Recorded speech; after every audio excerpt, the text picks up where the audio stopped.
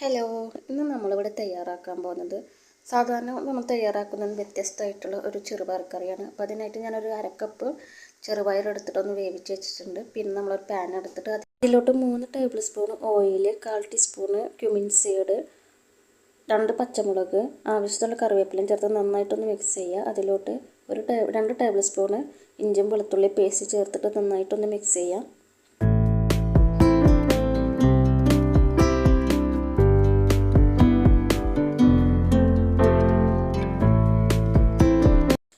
ഏകദേശം നമ്മുടെ ഇഞ്ചും വെളുത്തുള്ളിയൊക്കെ ഒന്ന് മൂത്ത് വന്നിട്ടുണ്ട്. അപ്പോൾ നമുക്ക് അതിലോട്ട് ഒരു സവാള ചേർത്ത് കൊടുക്കുക. ഒരു വലിയ സൈസിലുള്ള സവാള ഞാനിവിടെ എടുത്തിട്ടുള്ളത്. അത് നന്നായിട്ട് ചെറുതാക്കിയിട്ട് കട്ട് ചെയ്തിട്ടുള്ളതാണ്.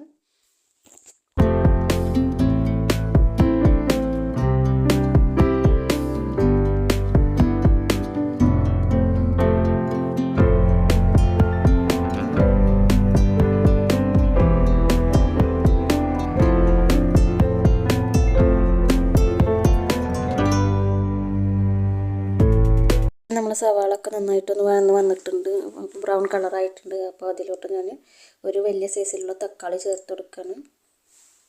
തക്കാളി നന്നായിട്ടൊന്ന് വഴറ്റി കൊടുക്കുക.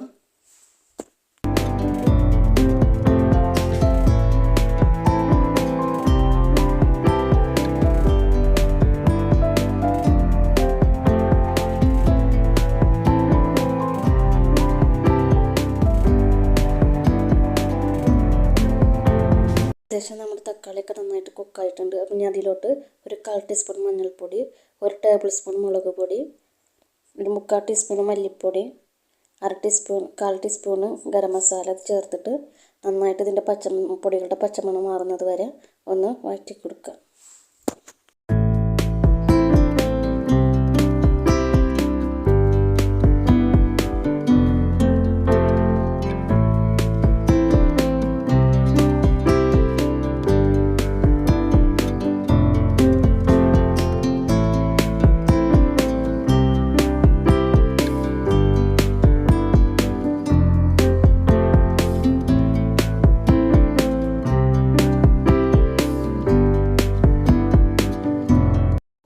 ചേർത്തിട്ട് നന്നായിട്ടൊന്ന് മിക്സ് ചെയ്ത് കൊടുക്കുക.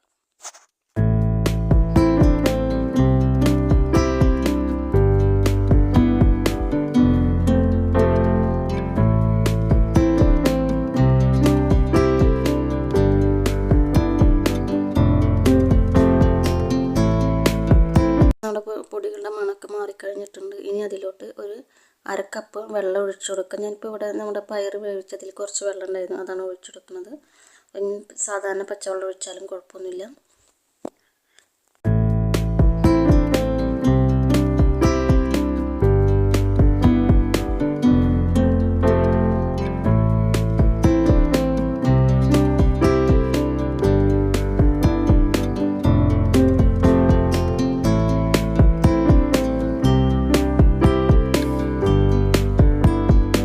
ഏകദേശം നമ്മുടെ വെള്ളമൊക്കെ ഏകദേശം വറ്റി വരുന്നുണ്ട്. അപ്പോൾ ഈ ടൈമിൽ നമ്മളിതിൽ ഉപ്പ് ചെക്ക് ചെയ്ത് കൊടുക്കുക. കുറവൊന്നും ഉപ്പിട്ട് കൊടുക്കുക. അതുപോലെ തന്നെ 1 ടീസ്പൂൺ പഞ്ചസാര ചേർത്ത് കൊടുക്കുക.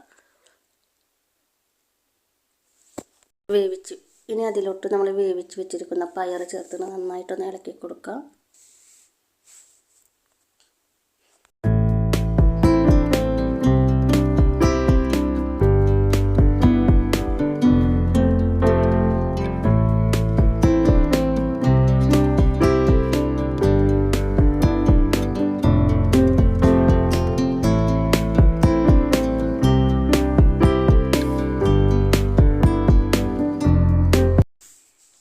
ഇപ്പോൾ ഏകദേശം വെള്ളമൊക്കെ വറ്റി നമ്മുടെ കറി കുറുകി വന്നിട്ടുണ്ട്. ഈ ടൈമിൽ നമ്മൾ അതിലോട്ട് മല്ലിയിലയും പുതിനയും ചേർത്ത് കൊടുക്കുക.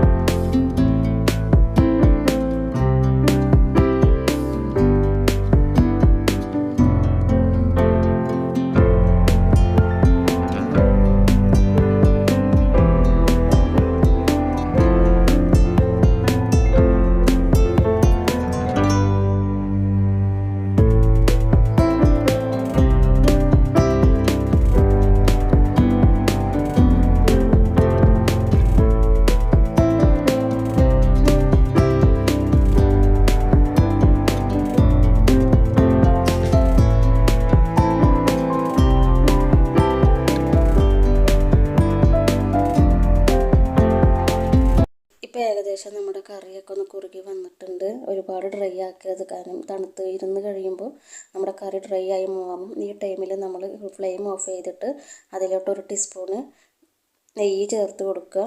അപ്പോൾ അത്രയേ ഉള്ളൂ. അപ്പോൾ എല്ലാവരും ഒന്ന് ട്രൈ ചെയ്തിട്ട് ഫീഡ്ബാക്ക് അറിയിക്കാം. നമ്മുടെ വീഡിയോ ആദ്യമായി കാണുന്നവരിൽ ഒന്ന് സബ് ചെയ്യുക.